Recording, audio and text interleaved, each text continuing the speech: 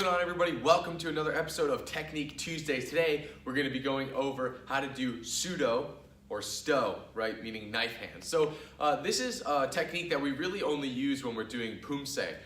You can use it to block and stuff. That's what it's intended to be. But here at Next Step, that's really the only time that we're going to be practicing this technique. But it's a really, really important technique because we use it in pretty much every form, even from like the white belt level all the way up through black belt. It's probably one of the most common movements that we do during poomsae training. So I wanted to go over real quick how to do it properly because it can be a little bit tricky. So let me get close to the camera here.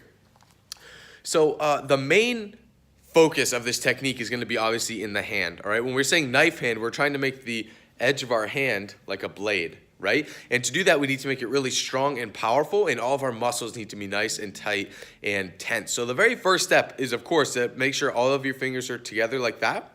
And then you're gonna have to tuck your thumb in. Now, this is where a lot of younger students make a mistake. They're gonna kind of tuck their thumb in this way, or even like with the thumb straight like that. But this really makes my whole hand loose. You can see the muscle right here, my thumb isn't tight. It's kind of pushed forward like that, and it's really weak, and my hand isn't flat. Remember, the goal is for the palm of your hand and the edge of your hand to be completely flat and nice and tight.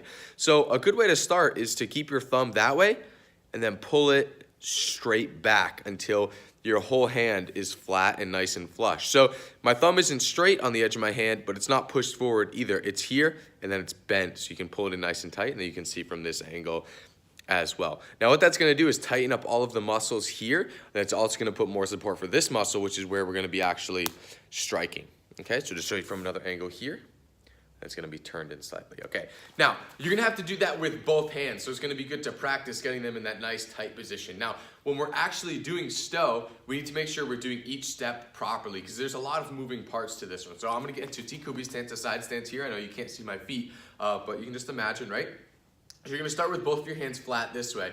If I'm striking that way, doing stow this way, all right, my front hand is going to go behind my ear, almost as if my thumb was touching. Don't actually touch, but imagine your thumb was touching and then pull your thumb in. With this other hand, it's going to go straight behind me. I'm not bending my arm or wrapping around my back. My arm is completely straight, and then I'm just placing it as far back as I can go. All right, this would be step one. So let's call this step one. So step one is going to be setting your hands, and if we're looking in that direction where we're going to be striking. Step two is to pull both hands in front of you this way. I'm going to kind of move my head out of the way so I can see the camera, but normally you would keep it right here, okay?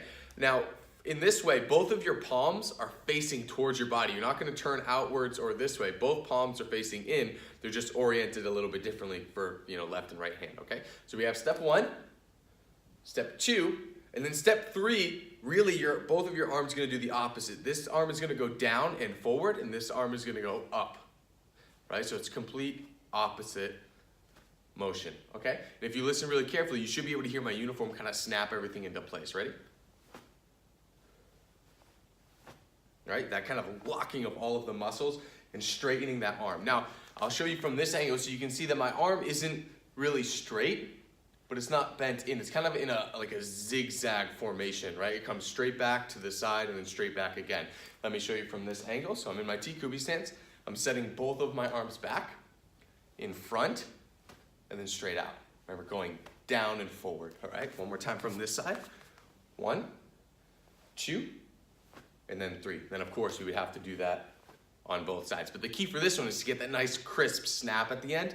In fact, when I was first learning this technique, Master Jay would tell me to actually strike my chest with my hand to make it like actual audible sound. Right? And then you can hear everything locking up place, and you're kind of hitting your own chest here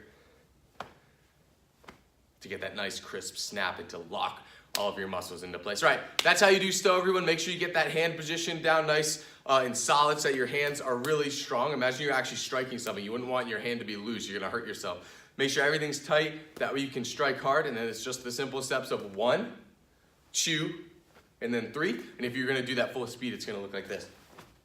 All right, try it out, guys. Let me know if you have any questions in the comments below. See you next time. Bye.